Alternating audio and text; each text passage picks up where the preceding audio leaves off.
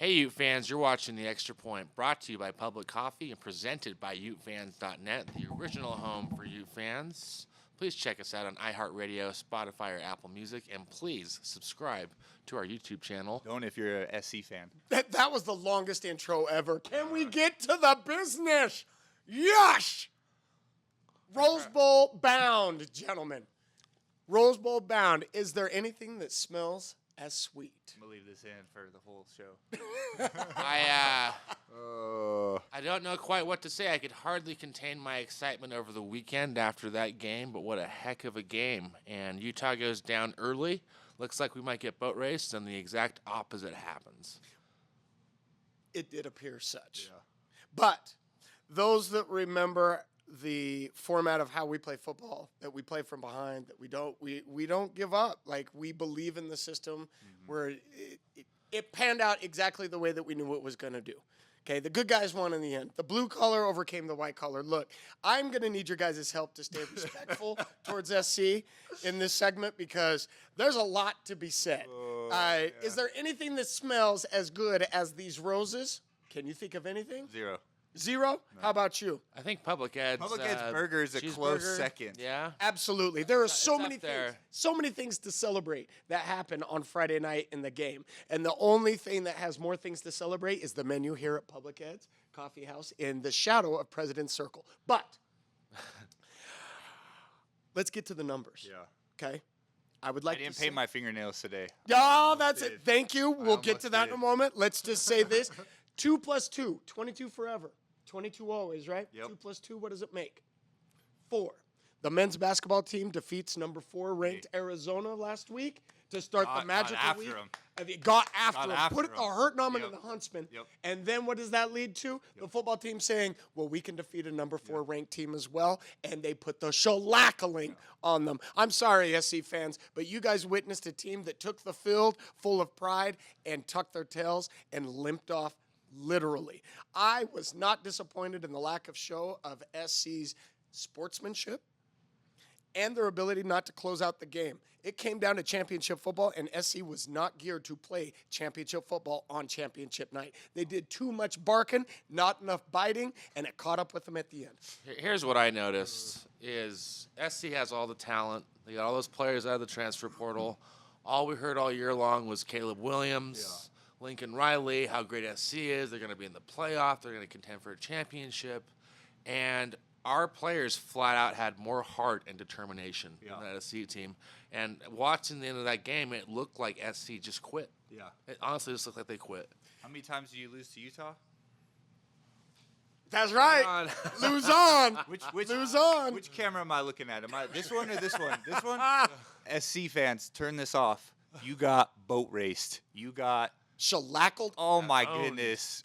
Paint your fingernails, whatever. Go home, have fun, and whatever. Have fun. I think they're gonna play Tulane in the New Year's Six game. Cotton Bowl. Have fun with Tulane. Hey, it's a nice stadium. I played in SMU Stadium in the Cotton Bowl. It's a very nice stadium. Enjoy the time, SC. But we will say, when your nail tech is that off, does it equate to the cosmic karma leveling it out on the scoreboard? Because when you paint your nails that intricately and make predictions as such, I have a feeling the universe is going to slap you down and put you in your place, which is exactly what happened to not only SC, but their young sophomore quarterback. And he's a good player. He's probably going to win the Heisman, but I don't know anymore. He still had pretty decent numbers. The thing that kills me is they talk about he popped his hamstring on the long run earlier in the first quarter. Come on now. Let's just call it what it was. You had the loser limp. You were playing fine. You were running around all night just fine. As soon as things started to turn bad, that's when you started limping. So let's not create this narrative that he gutted it out and this and that. If he was really that hurt, Lincoln Riley, pull him then, because now you're putting your guy in danger at some point. Typical LA. If Caleb was healthy, we would have. Our QB got in a car accident in the third quarter, head-on collision, and popped right back up. Their offensive lineman was out. We had Van Fillinger out, one of our best defensive linemen. Their running back was out. Our running back was out. They had guys out. One of our best tight ends was out, and our other tight end was injured playing the game. Yep. So we can't talk about injuries in this game. They all SC, and I saw the look on the face you're speaking of. about second quarter, especially in the third, after we really started rolling, they all had that look on their face like a little kid that just got caught in trouble, but didn't want to admit it and was just going to sit there with a look on their face like, when's the consequence happening? Yep. You know what I got? There was a highlight reel game, just like the last week, but more significant this week, obviously. And for me, like, my favorite play was Thomas Yasmin's 60-yard reception, where he would not let himself be tackled. It would not be denied. It's a Absolutely. metaphor for the game. It was a metaphor for the season. Yeah. That is what Utah football does. It doesn't matter the scoreboard. It doesn't matter who's predicted what, who's next man up. They find a way to do it, and they will not be denied. There's a reason why Mo Diabate at the end of the game was screaming at the SC fans, "This is why I came to Utah." I love it. This is why I came to Utah. The other thing, too, number 18 for SC, good player. Can't throw the U up and then put it upside down. And then give up a score 2 plays later. Like, you just can't do that stuff, man. Like, if you're going to – this is like the typical LA SC stuff. Like, you're all good. Everything's good and flashy when you're going good. But when stuff goes bad, what do? You fold. And that will be the narrative for a long time. Convertibles are pretty until the weather gets bad. Man, like I'm saying. There is so much to say. I have to throw out 1 for 12 on third down for SC. Yep. 1 for Morgan 12. Scally. Incredible Very good job, defense. You notice we popped into that odd front. Odd front. And down because Odd we were front. down Ellis at the end, but it ended up schematically working out extremely well. You know what we really got to talk about, though? If you watch the presser that Kyle Whittingham did, by the way, greatest coach in Utah football history. Yes. I mean, McBride said it. But here's the thing: is I realize we went back to back. We've been in the conference championship game for the last 5 years. Yep. We're going to the Rose Bowl 2 years in a row here. Yep. We're one of the premier college football programs now. Yeah. Look, We are one of the I'm premier not college going to football deny that. programs. I'm not going to debate that. Look, you have people in the program that have been to a championship game 4 years straight. Yeah. That speaks volumes. Volumes. Also, statistically, it came up, let me rewind a bit. When Whittingham went to the podium with the announcers, Did you see what he said? Urban Meyer. Urban said we would have beat Urban the Meyer. 04 SC team. Yes, he Urban did. said we would have beat you guys. yes, he did. When Kyle called all of the panel out and said, "How many of you picked us to win?" And they all pointed at Urban Meyer. I love it. And Urban Meyer was beaming. Kyle was beaming. And then Reggie Bush and Matt Leinart tried to make an excuse like, "Oh, we got to vote for our alma mater." Garbage. Absolutely. And that just shows the media bias. USC had no business being ranked number 4. That was a media push with the Heisman potential to get them in the college football playoff just for more media draw. That's all it was. And we saw the truth of their colors and how they played. They're not a number 4 team, but they wanted that Heisman hype in the college football playoff. I also think, too, we saw a very case, and it pains me to say this being an offensive guy, but defense still wins championships. SC has all the firepower on offense, all of the playmakers, zero defense. They cannot tackle. Swiss cheese. They cannot tackle a soul. I mean, Absolutely. you watch Money Park's touchdown, you watch Yasmin's touchdown, Mekhi Bernard's touchdown, multiple SC defenders have it literally have him wrapped up on all of those plays and can't make the play. And so you know, maybe put some money into defense, LA. I don't know. Well, They will. Speaking of defense, I want to talk really quick about R.J. Hubert. Yes. Because at halftime, my notes literally said Hubert's blown 3 assignments that have cost us points in 2 situations. He missed a tackle, just like you were saying. I was concerned.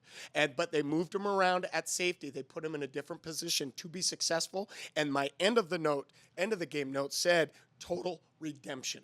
And that's the mentality difference between us and maybe the SC. Correct. We made mistakes. He found a way to make it better and come back. Overcome them. Overcome it. 100%. He didn't tuck his tail. I was extremely proud of that young man and a lot of people on both sides of the ball that showed that. Our extra point blessing. You had Bernard had a great game. Bills with the fumble recovery. Huge fumble You had recovery. Reed with a great game. Yep. All of the guests that we've had previously on this show balled out. Yep. Absolutely balled out. So thank you very much, gentlemen. Thank you, guys. Thank you very a much. We blessing. love it. Another stat I'd like to say, plus 204 point differential for Utah in the second and third quarters ranks number 1 in the country. So that it either attests to our consistent slow starts or our coaching adjustments. at halftime. Yep. I think the third quarter stat speaks volumes to the ability to adjust at half. Yep. If you're a good third quarter team, you're a team that has good coaches that know how to adjust and overcome.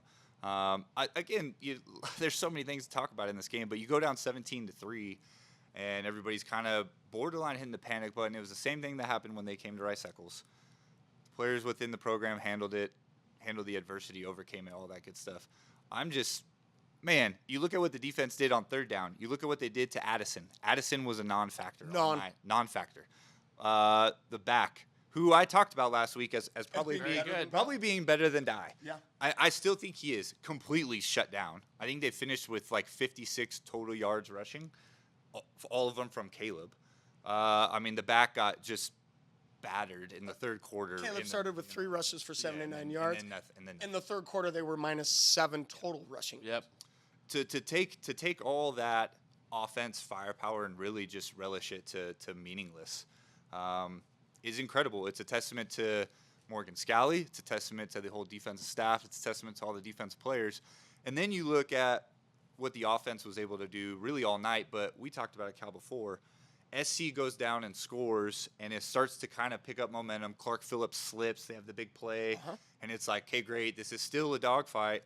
The offense goes right back down and scores and just completely squashes any kind of momentum that SC could have had. Fans start leaving. The players start crying. All that stuff that happens when a team goes down, and it's just, I got to say, I thoroughly enjoy watching it. I love this stat. USC in the last 10 years is 64-5 when they've been up by 14 or more points. That's 5 right. losses, okay? 5 losses. Can you guess who 4 of those losses have been attributed to? Utah Utes. Utah football. Yep. Amen. Thank you. We don't quit. We play from behind. We love having the chip on our shoulder, and that was the theme that got us through this week. And Kyle announced it early in the week. We love being the underdog. Right. You go ahead and hype them up. Yep. You polish that Heisman preemptively, Worked well this time. and we're going to tarnish your reputation. It's what we talked about all week. It's like your classic microcosm of L.A., Hollywood, front runner, sunglasses and shades, versus just the very workmanlike, hard hat, pack your lunch program. And what have we done? We beat them. I mean, we continually have beaten them. And it's become a somewhat of a rivalry, certainly, I think. I know, Cal, maybe you could attest differently. Get out of here. It has become very fueled lately because of the games that we've been able to play and the classics. But I'll say this. Friday night was a classic for us, but that was a pure just, you guys got boat raced. I mean, that was not a classic. The game here in Rice Eccles was a classic. Came down to the wire, classic college football game. That game Friday night was just a pure case of just getting purely dominated in the second half. And, again, enjoy the Cotton Bowl against Tulane. And, I'm sure you guys will get all the hype again in the offseason, and we'll continue to thrive in that secondary role. Even though we are, like you said, Andy, we are a premier football program. You go back-to-back Rose Bowls, you do what we've been able to do. It's you look at like the Georgias of the world, they're probably head and shoulders above everybody else. We're in that next tier, and we belong there, and we'll probably be there for a long while. Just because of the decades of dominance that those SEC and those big powerhouses have had in the support. But you talk about the respect that the Ohio State fans mentioned nationally after last year's Roll Bowl game. Yep. A lot of other fans couldn't really latch on to it. This is what we were talking about. Yep.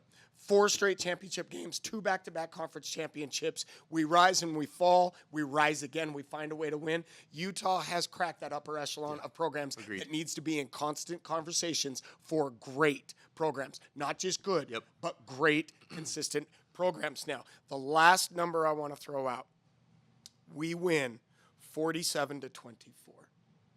23-point differential. I would like to say that's the 22% more, plus 1 for the Rose. There you go. At the Rose Bowl. There you go. Hence, we win by 23 points. Kudos to the Pac-12 too for doing the moment of loudness for those guys. Yes. Watching it on TV, I can't imagine what it's like as a player to be able to see that and just overcoming that kind of adversity and then having that in a game. What can't you accomplish after seeing something like that? I mean, there's nothing. I mean, what those guys did and how the program's been able to respond and really honor them is it's incredible. It's incredibly admirable. And again, Pasadena, here we come. That's and one of the greatest things that Coach Witt ever said as an assistant coach when I was playing is he said, it might even have been his father. I know it was a Witt. Yeah. I just don't remember how raspy the voice was. But he said, the coach said, you either find excuses why you can't or you find reasons you can. And the 22 was a reason. Yep. It could have been an excuse for a lot of people. Yeah. Mentally, for the fans, the program, whatever. They found a reason. That's blue collar right there. Very That blue is collar. what Utah football is all about. That is why we love what we do and what we watch. Yep. SC fans, we don't need the transfer portal. Yep. What have we been talking about all season long? Brotherhood. Yep. Brotherhood. Yep. The culture. Camaraderie. The culture. That You can't buy it. in my mind, be bought. that's what won that game. Yeah. That Well, was- totally. Well, look, that's the when you go difference down, right when you there. go, look at what happened when Utah went down versus when the SC boys went down. That's culture. That's culture. They quit. They SC did. quit. They flat out quit. They all had the look on their face like a little kid that swore in front of their mother and got caught. Yep. So They knew that they had done Culture. something wrong. But the culminating event for the game is when our sideline starts doing the sideline towel hop during Yeah. kickoff to mock their love it. sideline kickoff ritual Love it. at the end. Love it. SC, what happened? Man. So, great segment, guys. We'll be right back. Roses! Hey, Ute fanatics of Ute Nation, Cal the Rocket back here, reminding you that when you are looking for a blitz of energy or to even tackle your hunger, there is not a better place to huddle than Public Ed's Coffee House, located in the shadow of President's Circle. Go Utes and come get some goodness. Hey, you fans, you're watching The Extra Point, and we are joined by Mr. Jaquindon Jackson. How you doing, man? I'm doing good. I'm doing Thanks good. for coming on. Thank you, sir. Heck of a win. Hell of a win Friday. Hell of a performance. Hell of a win. Heck of a performance. Goodbye, SC. By Mr. Jackson. But We're fired up over here. Yeah, We're yeah. fired up over here. Man, I see you you. know, I just feel inclined to start off the segment with this. What do you think about people who paint their fingernails? Hey, like Cam said, you do what you want to do. I don't judge you, but you gotta watch what you put on your fingernails. Yeah. It didn't really work out too well for that guy, did it? It did. Man. But more importantly, thank you for your contributions. We're so excited to have you on because I think you're a great story. You're a transfer to the University of Utah. You came in as a quarterback, and what really resonated with me from your press conference the other night after the game was, you switched to running back for your team, Yeah. and that was your mindset. You care about your team. You care about the brotherhood. You wanted to contribute, and hell yeah, you did. Most definitely. So tell us a little bit about your journey. Starting as a quarterback. I know you played running back in high school until like your sophomore year, right? Yeah, a little bit. But you became a quarterback and you come to the U, and now you're arguably one of our best running backs. So tell us about that process. So basically, we had the running back room was kind of thin. So, and I wasn't really playing at the time. So, Coach Ludd, he wanted to see if I wanted to, test it out and see how I like it. Because, basically using me as an emergency back just in case you might need me. So, we was at practice and they loved what they saw. And then I think we had 16 periods. Like I think about the fourth period, he asked me, "Do you want to make the switch?" And I was like, "Yeah, I might as well." Yeah. So I was So like, for the fans at home, he said 16 16 periods. That's the length of practice. Was that a bloody 16 total. Tuesday? Was So- that a bloody Tuesday? Nah, not a bloody Tuesday. Nah, it was So by period 4, a So quarter 20 of the minutes- way, 20 minutes in. yeah, they're asking. They're him. already making they it, like hey, what they're seeing. So that's what he's meant. yeah, okay. My bad for not explaining. But yeah, that's basically how it went. And, never looked back since then. Well, you've done an incredible job. I think so many people have switched positions. I was just thinking about it on the way in. You look at like a Paul Kruger, switch positions. Sean Smith, switch positions. Chase Hansen, switch positions. So many guys have come in, and you've come in and just fit right in. Obviously, you had some experience. Now, obviously, it's easy to look back, but it looks like you're having a lot of fun, man. And just talk about Friday night, man. I am. I really am. With the help of Coach Q, Coach Ganther, he basically just told me like what to expect and what my reads are. And Yeah. and I just took it and ran with it. So he's been a big help in this process, and it's okay. So it was like they wanted me to go play running back, but then I also wanted to go do it. But at the same time, it was like I didn't because a lot of people doubted me of playing quarterback, like telling me I couldn't do it, couldn't do this, couldn't do that. So I was like kind of iffy about if I wanted to, but I don't care. It's working out good. So Have you It's working found out good is an understatement. Yeah, you're man. It's working working out out great. Have you found a lot of motivation in the past of proving people wrong on their expectations? I know that was a lot of fuel in my athletic career. You said some people were like, "Oh, maybe quarterback's not the spot for you." That was kind of a snag. nah, it was never about that. It was all about what put me in the best position and put me in the best position to help my family get to where we want to be.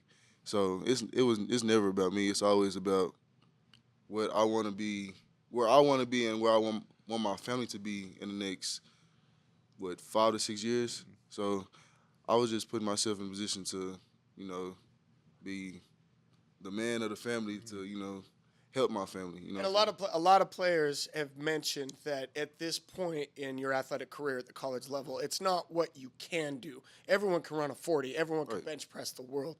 It's what you're willing to do. Yeah, most definitely. And that's exactly what you are doing, and all the other guests that we've had. It's what you're willing to do with your game and your knowledge and your football IQ to become better and be the man for the family. Most definitely. Most definitely. Well, thank you for that. It's not easy, but we appreciate we appreciate the results. I'm having fun. I love that. Like I ain't expect. Like I knew it was fun, but like having fun at this level doing it, it's crazy. So I got a couple questions. So first, since switching, what's your favorite run scheme? Is it zone, counter, power, outside zone? What's when you hear it in the huddle, you're like, let's go.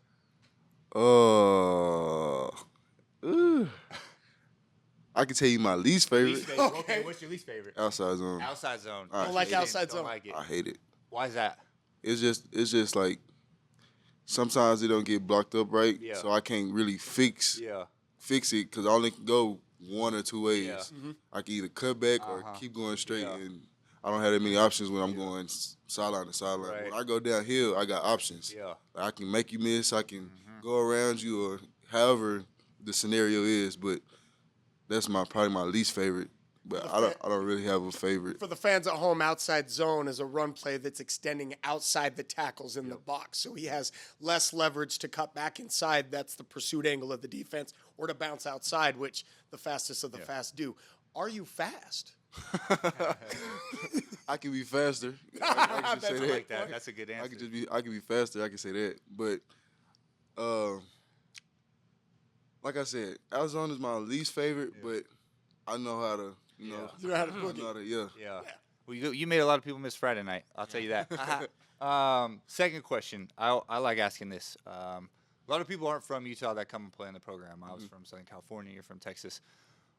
What's been your favorite? And there's still a lot to come, obviously, with your career. But to date, what's been your favorite moment with the program? That's not a good question. But just winning the Pac-12. Yeah. Back to back. Man, that's a great experience. Yeah. Like, Heck yeah. man, like that's probably the most. I can't even describe that feeling. Like winning the Pac-12 championship. Like I would never think I would be here. Like honestly, but it's been a blessing just experiencing it. Yeah. Because a lot of people not going to be able to experience it or not going to experience it. So it's definitely been a blessing. That's awesome. Yeah. Now, you ended up at Utah after Texas. Yeah. You saw yourself in the burnt orange. Didn't work out, we mentioned. You kind of ended up here in a Utah Utes uniform with a promise, with a best friend. Oh, yeah. We take down the number 4 team. You guys defeat the number 4 team. Okay, and we were mentioning the number schematics earlier. We've got 22% better. Right. 22 always forever. Right. 2 plus 2 is 4. Right. You take down the number 4 ranked team. Right. We win by 23 points. 22 plus 1 rose. Okay? Yeah. I could go on forever. I could go on forever. You thought about that, huh? Yeah. But the fact that you are here on a promise, how many times do you remind yourself that this is the epitome of this is the best of what could have happened. Like you go back a year, 18 months, okay, and everyone's hurting. Right. And you've got a choice. You make an excuse or you find a reason to move forward, or you make an excuse to sit still. You found a reason. Do you find yourself reminding yourself of that promise? So basically, like when I transferred from Texas, a lot of people made it seem like I was running from competition. So me transferring wasn't an option. So I had to find some type of way to be productive and help the team, and I did that. So, and like I said, I'm not just doing this for me. I'm doing, like, if it was just for me, I wouldn't be here. Like, I would have been gave up. But I'm thinking for people that's not here, all my loved ones that's not here, family that's counting on me back home. So it's more than just about me. So I made promises to them, to my family, that like we gonna be rich one day. Like we gonna be able to go anywhere we want to, whenever we want to.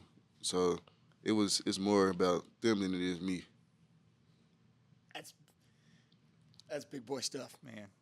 Big boy stuff. And I appreciate it. Being an educator and knowing that there's people wanting to emulate you, young athletes watching you. Right. You're their favorite player.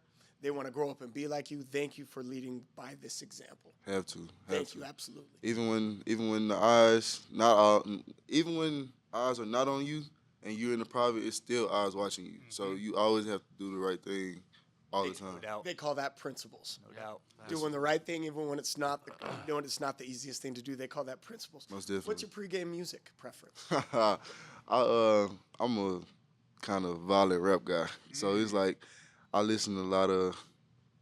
Some people might know, some people might not know. I listen to a lot. Well, actually, he's out here, so NBA YoungBoy. I listen to him during pregame. I listen to Lil Durk, Polo G. I can go on and on. It all depends on what type of mood I'm in. But most of the time, before the game, I'm feeling pretty violent. So that's Something what I bumping. listen- That's I'm gonna have to Google all those guys. Who they are. So no, that's good though. What's your favorite uniform combination? Ooh.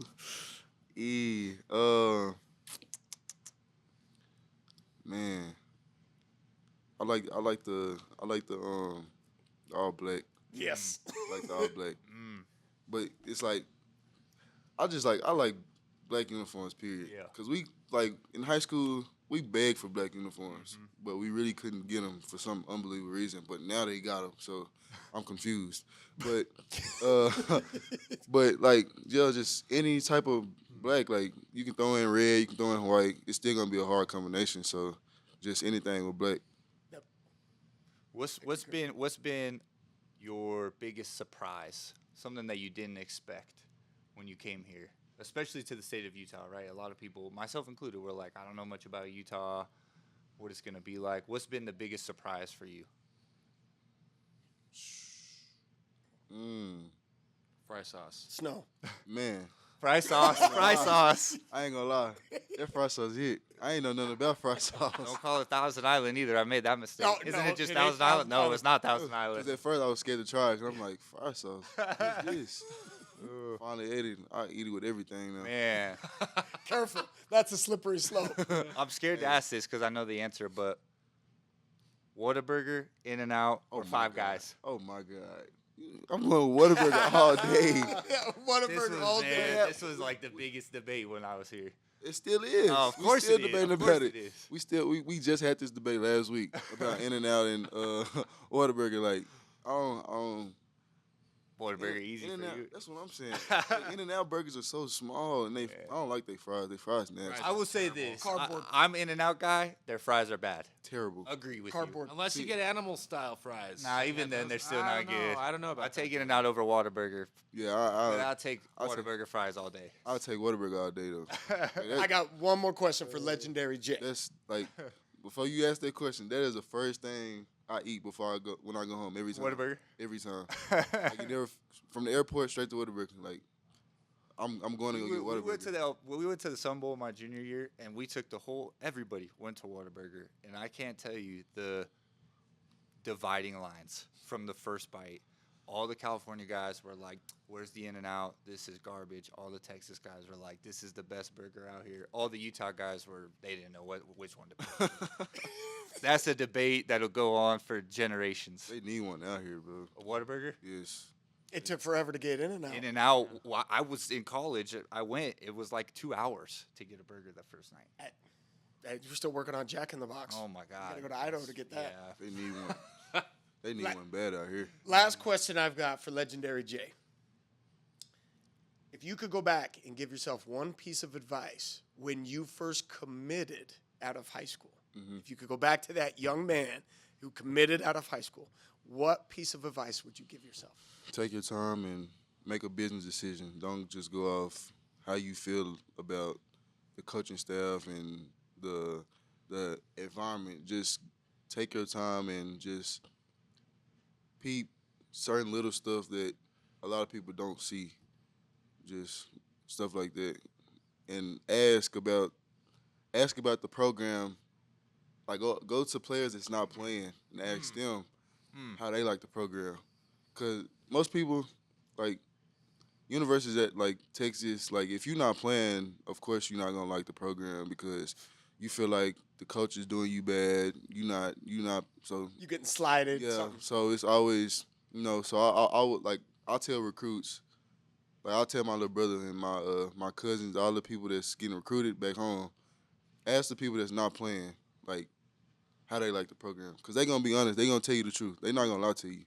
They gonna tell you like, nah, bro, he faking, like he reeling you in just to mess you over, like. So I'll just ask the players that's not playing. That's what I always went by. You got a cousin that plays running back in the league, don't you? Yeah, Did he reach out and give you any feedback or I advice? talked to him yesterday. What did he happen to say? He just cause he barely answered the phone, so I tell him like, bro, like when I call you, answer the phone, bro, or send me a text. Like I can't talk right No, now. you big So time now. You should answer the phone. Man, Yeah, you should be no taking kidding. your calls. yeah, I'm like, bro, like don't be doing me like that, bro. So, but yeah, he just put me on game, like what to expect, what not to expect, and how the league work and how everything is a working process. So I'm all ears when it comes to him because it's pretty much working out for him. So Coach Q had a friend of his named Marshawn Lynch stop into the office. Did you get a chance to Man. meet him this week? I was so pissed. You didn't get. He didn't get to. You all didn't get to meet him. He told us what 30 minutes after practice. That Marshawn was there. Yeah, like he had a surprise for us, and I'm like, "What's the surprise?" And then he ended up telling us, "I'm like, bro, I've been wanting to meet him. Like, why you want to wait till the last minute to tell us?" I'm sorry to bring up sore stuff. No, but it's cool. But I was like, I'm gonna meet him one day, so it don't matter. That's Yup. a good point. There you go. That's the only question. Yeah. I got one more. So, Jaquindon, you remember like in the fourth quarter when it was 34-24 and they gave you the ball and you ran for a touchdown and then you walked up and you took your helmet off and looked up into the stands? You remember that? That was awesome. That was awesome. I actually somebody actually made a hard video of I that. bet. Yeah, bet. we saw that. That was awesome. Man, they put it in slow mo. I was like, Man. And my wife starts yelling, "What's the flag for?" And I said, "Because he took off his helmet." Well It's a deserved. Well He's not deserved. getting called back. Well Yeah, he- deserved. Take yeah. that helmet off. we was pissed. And talk that talk No, after no, that. no, Go ahead and it's talk that all talk. good. I tried to apologize. He gave me a look, and I just walked off. He gave you the No look. He look. gave you the look. Yeah. We've all got. I got Well, that look. Yep. I was like, I shit. got that look. Well, Jaquindon, you're a stud, man. We're happy to have you on the squad. Good luck in the Rose Bowl. Appreciate that, man. Utah loves you, so stick I love around. Utah, man. Hey, Thanks for coming on. the family at home is proud. Former Yeah, man. players are proud. Yep. Thank you for all you've done. Your And selflessness. I'd Thank you tell for your good- selflessness. Yeah, I'd tell you good luck with the future, but it ain't about luck. You putting in the work, go get it. It's all And we're good. excited to watch. It's all glory to God, man. He making this happen. What do you say, Cal? Luck is the residue of hard Luck work. is the residue of hard work. Yep. That's a Newt Luck is Rockney the quote. residue of hard work. So thanks for joining us, and we'll be right back. Yes, sir. Hey, Cal, where do you get the best limeade in Salt Lake City? Right here at Public. Mint limeade. Oh my gosh. In house. All ingredients in house. Primo. Come down to Public today and try their limeade as well as their fabulous coffee or some avocado toast. The delicious flavors will be on an all-out blitz into every gap between your taste buds. Oh, yeah. Welcome back to the Extra Point Ute fans. We're joined here by Mr. Gil Alvarez, a field goal kicker from the Wayne Howard era of Utah football, a very significant period of Utah Utes football. Gil, thanks for coming on. Thank you. How are you doing? Doing okay. Doing okay this morning. So, Gil, tell us a little bit about yourself. You're a Los Angelan in Yeah. Utah. I had the opportunity to come up here and play football. Sean McNabb was a coach that brought me up here. Crazy horse. I'm from Los Angeles. I had the opportunity to go play junior college football at Ventura, which is 80 miles north. And from there, I had the opportunity to choose between Utah, Wyoming, and Kansas State. And I just ended up here. And I've been here for over 40 years. Tell us what you do now. Retired. That's what I do now. What I worked 31 years within the state. I worked eight years with the juvenile system. If you ever heard of Decker Lake Youth Center, the Observation Assessment Center, I was a probation parole officer. I did that for about 8 years. Then I ended up moving into the Salt Lake District. I worked at Glendale Middle School for 6 years. Then I worked at East High for 17 years. Retired. I've been retired for 4 years, but I worked part-time for 3 years for the Salt Lake, for one of the high schools in the Salt Lake District, just kind of supervising halls, getting kids to class. Now, I'm just retired. I volunteer at Urban Crossroads Center. It's a Crossroads Urban Center. I'm sorry. It's a food pantry. So I volunteer there a couple hours a day. I've been also an assistant coach. I was an assistant coach at East High for 13 years when I was there. I've been at Olympus about 7 years now as an assistant coach. So that's kind of what I do. Fantastic. Thank you for your efforts in the education field. Thank you. I've got a question I was thinking about asking. When you started playing for Wayne Howard in 1979. Yeah, I right? transferred up in 79, played in the first game, then I redshirted. Then I played 80 and 81. So, looking back at how Utah football was then compared to now, I really want to know what your thoughts are on that because it's very different. Yeah, right? 2-point to conversion. have a practice facility like they do now Yeah. is real great. We had in the old stadium we had AstroTurf. If we played on turf, we practiced in the stadium. If we played on grass, there was a practice field just east of the Hyper building. Wow. So it was Where the golf either course or. was? No, it's where the women's soccer field is. Oh, okay. Yeah, where the women, Okay. where all that is. Just the like money that they put into the program. Back when I played, our training table, when you lived off campus, you had the opportunity to live in the dorms or get an off-campus check and live off campus. The check wasn't very much, but for us that lived off campus, our training table during the season, dinner was in the dorms, was dorm food. That was our training table. And as soon as football season ended, our training table was done. But I've toured when they first built the football complex, the like cafeteria, facilities, locker room. Insane. It's a whole lot different. Color-coded food dishes Yeah. for their current nutritional goals. Yeah. I didn't know that. Yeah. It's just a whole lot different. Yeah. Can you tell us a little bit about Wayne Howard, what your relationship was with him, and what you think of the guy? The way Coach Howard coached was he was more or less the like if you can view it the like CEO of a business. He let the assistant coaches coach their positions. They did everything during the week, and he would coordinate everything. He was the CEO. He was a good PR guy in the community, but he let the coaches coach, and then he brought them all together.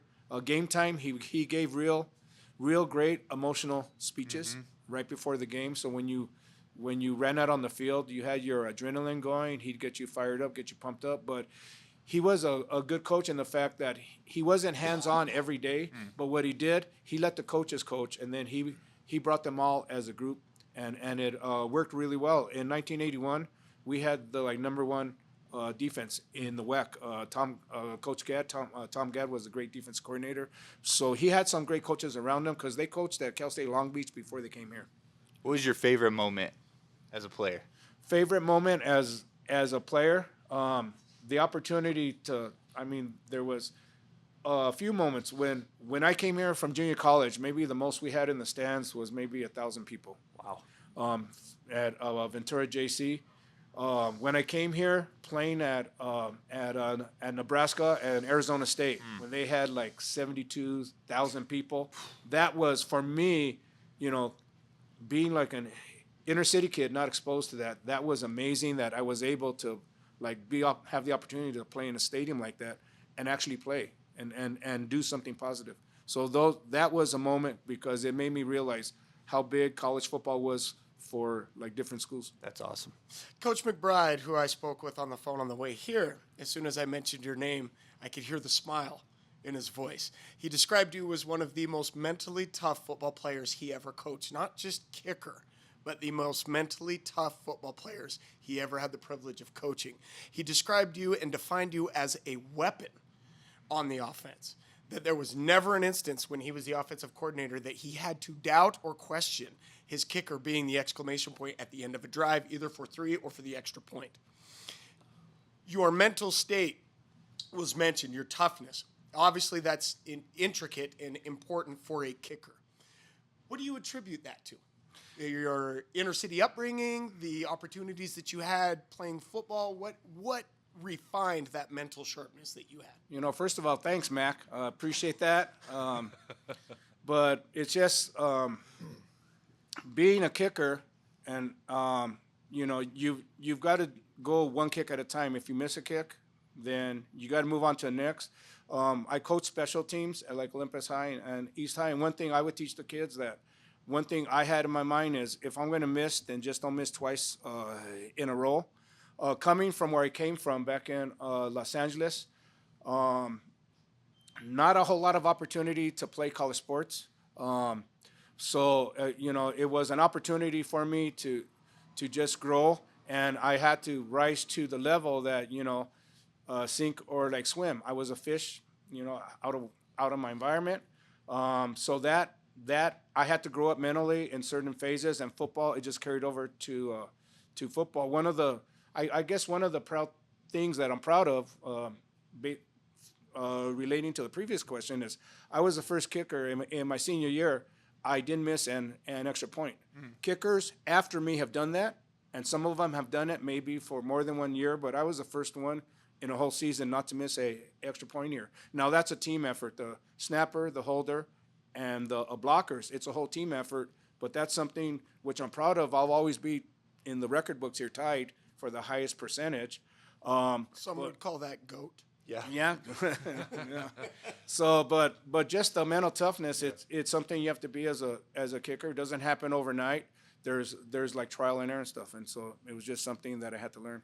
If you could tell Utah football as a collective one thing from your experience with the program, what you've seen it become, what advice would you give them? Well, one thing, since we got the roses in front of us, I would tell them whatever bowl you go to, enjoy what's going to happen, enjoy the moment. When I played, we only had maybe 16, 17 bowl games. My senior year in 1981, our team was 8-2-1. We only lost to 2 teams in the top 20, Brigham Young and Arizona State. But because of the limited bowl opportunities, Howard would tell us when the bowl people were there scouting us. We had the Independence Bowl in Shreveport, Liberty Bowl Memphis. We had them at our later games, but we didn't have the opportunity to go to those bowls because they knew we wouldn't travel well. And back then, we had a 30,000 seat stadium that only got sold out for the Brigham Young game, and they were right. But nowadays, if you're 8-2-1 and you don't go to bowl game, it's because you're on probation. That's the bottom line. Back then, we didn't have the opportunity just because of Utah. Would you travel well, this and that? So what I would tell the players, no matter what bowl game you go to, enjoy it, because I'm a person that nowadays we would have been in a bowl game, but we didn't have the opportunity. So just enjoy when you're there. Great advice. And fans, that also is mentioned to you, because if it's not a qualifying like a Rose Bowl or a championship type bowl game, the bowl selection committees do look at how well teams Yep. travel. So fans, if you attend those games and Ute Nation supports and rolls strong and has for decades now, it's given Utah, and we may never know how many nods we got for bowl games because we travel so well. In '95, when we split the WAC championship, we didn't get the bowl bid over Air Force because there was a base right next door, a military base right next door to the Bull Stadium in Arizona. So they got the nod over us because they figured there'd be more cadets there. So Ute fans, thank you again. You are that extra point and excellent advice, sir. You know, and just to add in, you know, we had a real good team at 2-1. We had 7 guys go first team all WAC when I played. I was one of them. But to have 7 guys from Utah back then, first team all conference was something positive and stuff. It's great. That was back when the track was around the football. Yeah, the track. The only time, you know, when they had standing now when they got standing room only, because I've been a season ticket holder for 25 years, I've seen the changes in stadium. You're way up top, like for the SC game, standing room's way up top. Well, for us, Brigham Young, the standing room was around the track, Down at ground and level. they just had the cones around with the tape and tried to keep the fans away from it. Wild. So, one more thing, Gil. Excuse me. Gil is a bit of an audiophile. He's a DJ. Okay. And he has impeccable music taste. We've had a few conversations about this, Gil and I. Gil, do you want to talk a little bit about your DJing just for a quick second here? Well, that's a little side thing. Yeah, every so often the Twilight Lounge, they have entertainment on Saturdays. Every so often I DJ there. I grew up with soul, R&B, funk. You know, I grew up in the environment with lowriders, cruising, things like that. And like I say, when you're driving 20 miles an hour, there's only certain music that goes with it, and it ain't rock and roll. But through the years, I have collected albums. I got over 700 albums. Wow. Mostly R&B, soul, and funk. So every so often, the Twilight lets me spin vinyl. So I play R&B, soul, and funk from the 70s, 80s, and 90s. My DJ name is DJ Fog, F-O-G. DJ Fog. So you can figure out what the F means, but it's old guy. My name's DJ Fog. That's what I go by. But anyway, every so often I get to spin vinyl at the Twilight Lounge. I knew Cal would like that a lot. I should have had DJ Fog at my wedding. Yeah. I needed it. I needed a DJ. Yeah. Well, it's so great to have you, Gil. Seriously, a part of history here. We love your contributions to the University of Utah and for being a great mentor and coach and all the things that you've been. So Appreciate you being on. No problem. Thanks for coming on. One more thing. So here's not a stump, but here's trivia. So there's a coach for the Kansas City Chiefs. Andy Reid. Andy Reid. Andy Reid played at Marshall High School down by Griffith Park. Marshall High School is in our league. So I got to play against Andy Reid. Wow. Andy Reid went to Glendale Junior College. Glendale Junior College was in the same league as Ventura College. I got to play against him at Ventura. And when I came here, he was at Brigham Young. Like I told you guys, me and Kyle are the same age, Jim McMahon. Well, Andy Reid, we're all the same age. And it's great to see him on TV with what he's done the whole time. Just knowing I'm the same age, and I got to play against him in That is three cool. in 3 different levels. Really cool.